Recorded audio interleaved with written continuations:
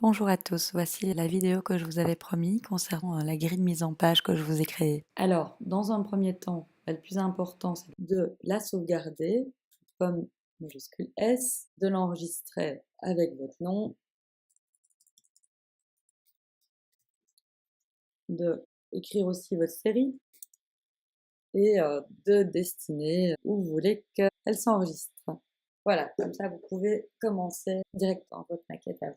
Ensuite, dans un premier temps, on va créer des calques. Rappelez-vous comment est-ce qu'on crée des calques. Simplement, on clique sur le petit bouton ici, il crée un nouveau calque, on clique dedans, on le détermine. Nouveau calque, vous le nommez simplement comme vous désirez le nommer. Moi, j'en avais déjà créé quelques-uns ici. Alors, moi, j'en crée toujours, bon, un pour les textes, un pour les images, un pour le fond, et puis après, j'en crée deux en plus pour pouvoir créer des superpositions. Donc, tout ce que je voudrais qui arrive en avant-plan et tout ce que je voudrais qui arrive en arrière-plan, au cas où, comme ça, je peux vraiment avoir toutes sortes de possibilités dans ma possibilité de créer des calques. Vous voyez que je vous ai créé une grille qui est multicolonne modulaire. Elle a été créée vraiment pour la mise en page photographique et elle vous permettra du coup quand même pas mal de possibilités de modules et ainsi de suite. On va faire un petit topo des éléments de la grille de mise en page. La ligne rouge correspond au bord perdu. La ligne noire correspond au format de la page. La ligne violette et magenta correspondent aux marges de tête, marge de pied, marge extérieure et intérieure, ou grand fond, petit fond. Les différents repères bleus sont les éléments de la grille de mise en page modulaire. Alors, elle est organisée selon des modules qui sont organisés selon des colonnes verticales et horizontales et elles organisent le document. Chaque colonne sont organisées par des gouttières, petit espace qui permet de les organiser entre elles. Un module correspond à chaque rectangle entre ces différentes gouttières. Je vais vous parler maintenant de la navigation dans InDesign. Dans l'onglet page, on a deux vues. Une vue du chemin de fer, une vue des gabarits. Alors dans le chemin de fer, c'est ici qu'on peut naviguer très vite, très rapidement d'une page à l'autre. Et aussi, on peut déterminer notre nombre de pages. Donc évidemment, en ajouter ou en supprimer. Dans la vue gabarit, on voit la maquette du document. Alors c'est ici évidemment qu'on gère tous les différents éléments qui sont récurrents à la mise en page. Donc c'est la grille, évidemment, à cet emplacement-ci. C'est aussi des éléments qu'on voudrait qui se retrouvent de manière récurrente, donc à chaque fois, dans nos différentes pages. Vous observez que si je déplace ces éléments dans mon gabarit, ça s'adapte automatiquement dans les différentes pages de mon chemin de fer. Je peux créer également plusieurs gabarits où on est passé. Pourquoi créer plusieurs gabarits? Eh bien, c'est simple, c'est pour avoir soit différents types de grilles dans son document, pour pouvoir avoir différentes propositions avec différents modules qui apparaîtraient dans mon document. Une fois que j'ai mes différents gabarits, il me suffit de glisser mes gabarits à l'emplacement désiré et du coup ça s'adapte également dans mon chemin de fer et donc mon document réel. Alors, pour savoir quand on est dans le gabarit, des fois on vient poser des choses et on dit merde, j'arrive plus à sortir de cet élément, tiens, c'est très bizarre. On fait une vue en pomme moins et on voit forcément qu'on n'a pas du tout les vues des différentes pages. Pour ceci, il suffit de recliquer sur le chemin de fer et là, effectivement, on revoit de nouveau toutes les pages, on peut à nouveau naviguer dedans complètement.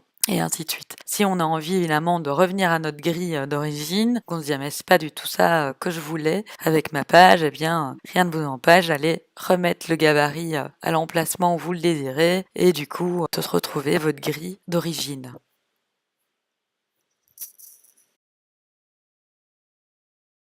Ok, maintenant on va aborder un peu la composition. Donc pour composer, on va d'abord commencer par les images. On utilise évidemment l'outil bloc rectangulaire avec la croix diagonale dedans. C'est vraiment le bloc destiné aux images. On vient déterminer un emplacement. Bon, au départ, voilà, on vient forcément le placer de manière juste dans notre grille, c'est-à-dire qu'on ne le fait pas déborder dans les gouttières. Pomme D pour importer une image. Là-dessus, on vient choisir son fichier, celui qu'on veut placer, et notre image se glisse naturellement dans notre bloc. Alors, on a un petit souci, puisque notre image déborde du blog. On voit bien ici, c'est la taille du fichier qui est marron à peu près. Et on se dit, tiens, merde, comment encore faire ceci? Dès qu'on déplace, ça se déplace dans le bloc, mais on n'a pas l'image en entier. Bah, c'est pas très très compliqué vu que en fait le bloc fonctionne plutôt comme une fenêtre. La fenêtre étant comme un aperçu, comme un espèce de pochoir qu'on viendrait mettre au-dessus de l'image. Et pour pouvoir adapter l'image en fonction des proportions du bloc. On a différents petits outils ici. Proportionnellement, là c'est de manière verticale et ça va s'adapter à ce niveau-là. Soit on pouvait, si je fais pomme Z, l'adapter sur la hauteur et du coup ça s'adapte à ce moment-là sur la hauteur. C'est à vous évidemment de décider à ce niveau-là. Donc voilà, j'ai mon image qui s'est placée du coup dans ma grille. Alors évidemment, on voit pas grand-chose à cause du coup de toute cette grille. On se dit ah ouais, c'est pas très pratique pour pouvoir se rendre compte de la mise en page. N'oubliez pas du coup le petit raccourci qui est prévu à cet effet, qui est simplement appuyer sur W. Et quand on voit avec W, eh bien, on se rend compte beaucoup mieux de notre rendu de mise en page. Voilà. Bon, alors, pour pouvoir déplacer l'image en fonction de notre bloc. J'ai agrandi mon bloc, malheureusement mon image n'a pas suivi. Ou alors il faut que chaque fois que je fasse ma petite manip ici pour pouvoir faire en sorte qu'elle remplisse mon bloc. Ça ne m'arrange pas spécialement vu que j'ai envie de pouvoir un peu voir au fur et à mesure de l'agrandissement de mon bloc et du coup de mon image. Pour pouvoir agrandir l'image en même temps que le bloc, il faut appuyer en même temps sur commande Alt majuscule. Et à ce moment-là, l'image viendra s'agrandir proportionnellement au bloc directement. Mais forcément, vous voyez que ça s'est agrandi par rapport au centre. Et donc, du coup, c'est pas forcément non plus toujours pratique quand on voudrait la faire partir du coin et faire en sorte qu'elle reste collée à cet endroit-là. Donc là, on fait pomme Alt majuscule et puis on enlève notre doigt du Alt en maintenant toujours notre doigt sur commande. En fait, pomme c'est commande et majuscule. Et alors là, du coup, on a notre image qui s'adapte proportionnellement au bloc. Voilà. On a quelque chose d'un peu plus propre. Pour une image qu'on voudrait justement faire venir à bord perdu, comme ici, vraiment qu'elle vienne toucher le bord de la page. Souvenez-vous qu'effectivement, du coup, on doit rogner notre page pour pouvoir avoir un document bien net et que malheureusement de la poser à ras-bord ne suffira pas. On a je vous l'avais introduit dans l'introduction. Ici, une petite ligne qui est la ligne rouge, qui est notre petite ligne de repère de fond perdu. Et donc, du coup, on fait souvent déborder notre image, en tout cas, jusqu'à cette ligne qui est à peu près, qui est prévue à 5 mm, pour faire en sorte qu'au rognage, on ait quelque chose de net et qu'on soit sûr qu'on n'ait pas un petit liseré blanc à ce niveau-là. Donc ça, c'est à prévoir au cas où. Ensuite, n'oubliez pas d'adapter évidemment de nouveau notre bloc corresponde à la taille de l'image, qui reste bien, qui respecte les gouttières et ainsi de suite, en tout cas la taille de l'image. Voilà, là on voit bien qu'il reste vraiment que un petit millimètre ici et que notre image ne déborde pas de notre bloc. L'image s'adapte parfaitement à la grille prévue puisque l'image ne déborde qu'à peu près de peut-être 1 millimètre. Maintenant, il est temps de venir placer les différentes images, d'autres images, et de se laisser aller à sa composition pour le plaisir. Pummeler, choisir l'image. Alors, à chaque fois, bien sûr, on vient réadapter l'image dans son bloc. On fait attention, évidemment, de modifier le bloc pour qu'il ne rogne pas l'image. Voilà, on vérifie, on regarde ce que ça donne et on compose. Alors, avant de continuer, on va par contre aller regarder nos calques. On voit bien que je me suis trompée, vu que j'ai rangé mes images dans mon calque texte. Ça ne m'arrange pas du tout, vu que je voudrais mes images dans mon calque images. D'ailleurs, elles sont bleues quand je passe dessus. Elles prennent vraiment la couleur du calque texte. Et j'aimerais les déplacer dans le calque image. Alors, il y a quelque chose de facile à faire. C'est que dès qu'on est dans le calque texte, c'est de l'ouvrir en cliquant sur la petite onglet. Et on sait sélectionner les différents objets. Une fois qu'on les sélectionne, on clique, on reste cliqué dedans, on glisse et on sait les faire comme ça, se déplacer d'un calque à l'autre. Donc c'est maintenant rouge et on voit effectivement qu'on a réussi à déplacer nos objets. On sait aussi simplement les déplacer tous nos calques qui sont rangés ensemble dans le même menu. On pourrait tous les faire glisser d'un calque à l'autre. À ce moment-là, il faut cliquer sur l'icône qui correspond au calque groupé. et de le glisser dans l'autre. Pour mettre un fond de couleur, je vais un peu vous montrer comment ça se passe. Voilà, j'ouvre mes calques, je me positionne sur le bon calque, je fais un aperçu, je choisis l'outil rectangle normal, sans croix. Celui-ci est adapté à la couleur et je viens déterminer mon fond. Là, j'ai décidé qu'il serait à fond perdu. Ensuite, je vais dans mon nuancier et je lui détermine ma couleur. Alors dans le nuancier, effectivement ici, vous avez l'accès directement au contour de la forme ou à l'intérieur de la forme. Et vous pouvez comme ça choisir et déterminer les couleurs de chaque. Je vais mettre un contour un peu plus gros comme ça. Vous pourriez voir éventuellement ce que ça donne. Donc on peut switcher comme ça d'une couleur de fond à une couleur interne de la forme. Voilà. Je vais dans mon nuancier et je lui attribue une nouvelle couleur. Alors pour créer une nouvelle couleur, on se met sur une couleur de base, n'importe laquelle. Soit on double-clique sur la couleur en elle-même et on vient changer ses paramètres. On peut décider que ce soit en une couleur Pantone ou une couleur RGB à ce niveau-ci. Voilà.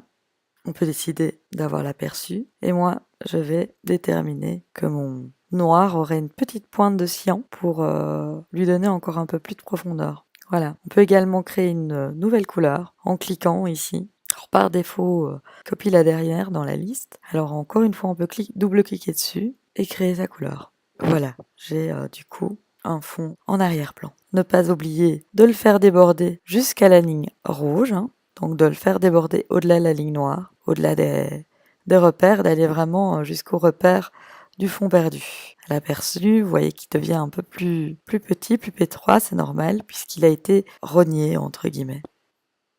Alors bien sûr, évidemment, on pourrait tout à fait imaginer qu'à la place du fond de couleur, on ait une image, donc une nouvelle photo, par exemple.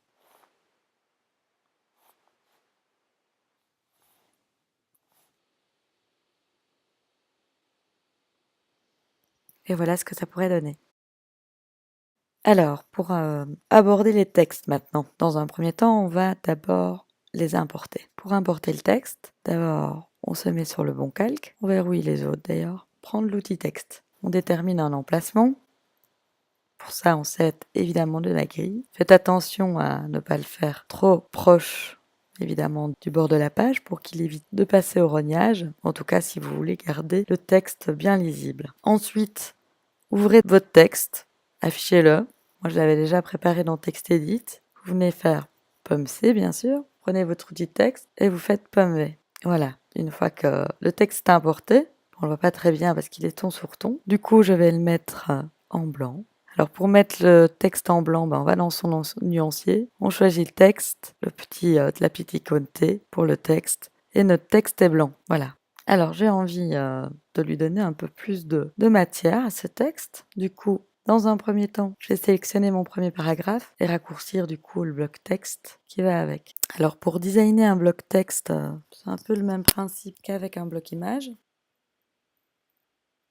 C'est-à-dire qu'on vient tirer dessus avec pomme alt majuscule pour faire en sorte qu'il prenne la dimension qu'on veut dans le bloc. Alors pareil, on vient évidemment mettre le texte à la bonne taille. Ensuite, pour pouvoir sélectionner un seul paragraphe, il faut faire 3 clics. Puis après, on se met dans son curseur et on redescend. Alors, pour pouvoir avoir la suite du texte, on voit évidemment dans notre petit bloc, dans notre bloc texte, qu'il y a un petit plus ici dans le coin inférieur droit. Ce petit plus nous indique qu'il y a du texte en plus. On voit effectivement quand on se déplace avec notre curseur, le petit outil de création de bloc, avec une petite icône de 2 anneaux ensemble qui vient se dessiner à côté. On voit le petit texte accroché à notre curseur, on tire le bloc, on clique et puis on tire le bloc jusqu'à la largeur désirée. Par défaut, il vient mettre la suite du texte et on voit d'ailleurs qu'il continue à en avoir encore ensuite. Voilà, mon texte est importé. Maintenant, je vais lui attribuer des paramètres pour lui donner un certain caractère. N'oubliez pas de visualiser les vidéos à ce propos sur Sam, les vidéos de style de paragraphe. Alors, pour ce faire, je vais dans style de paragraphe.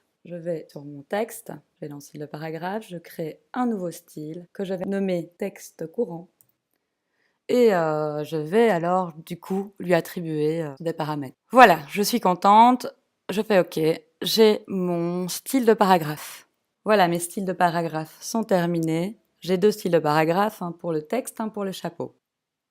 Au niveau de ma mise en page, j'ai fait un texte un peu en mouvement. J'avais envie de créer un peu le même type d'effet qu'on a dans les nuages, quand ils avancent comme ça en groupe, mais de manière décalée. Une chose utile aussi, c'est d'afficher les caractères masqués. Pour ça, on va dans Texte, afficher les caractères masqués. On fait un aperçu. Les caractères masqués, c'est tous les petits signes en bleu que vous voyez, qui se mettent entre chaque mot ou chaque signe de ponctuation. Alors on observe qu'on a un petit triangle pour les signes, c'est ce qui correspond aux espaces insécables, et des points entre chaque mot. Ça nous permet évidemment de vérifier la ponctuation, mais également de voir s'il n'y a pas des doubles espaces ou des problèmes de césure.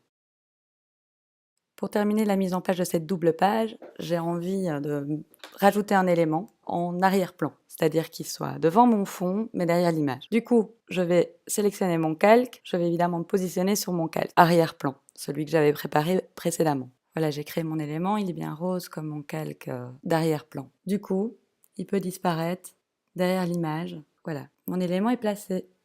Alors, je pourrais aussi très bien avoir envie de créer un objet en avant-plan. Je vais me mettre sur mon calque avant-plan et venir déposer l'objet que je voudrais qui apparaisse en avant-plan. Par exemple, ici, un rectangle de couleur que je voudrais faire passer en avant-plan et du coup, avec une certaine transparence, en mode produit, venir le déposer pour que tous les objets qui sont derrière cet élément puissent prendre la valeur de cette couleur. Et du coup, avoir comme ça encore un nouvel effet dans ma mise en page.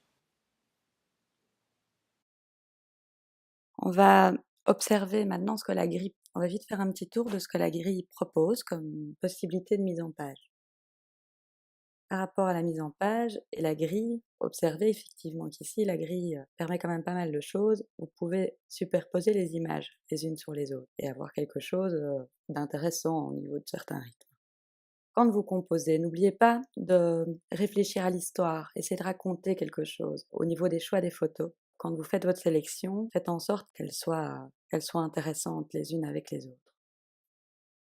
Vous pouvez sélectionner des images en rapport aux couleurs ou encore en rapport aux lignes de force. Vous pouvez créer des contrastes, avoir une réflexion autour de l'analyse de l'image. Ici, il y a ce carré, cette idée d'espace dans l'espace. Pensez au rythme, par exemple. Qu'est-ce que les images les unes avec les autres vont raconter, à la façon de les organiser entre elles pour créer des rythmes de lecture.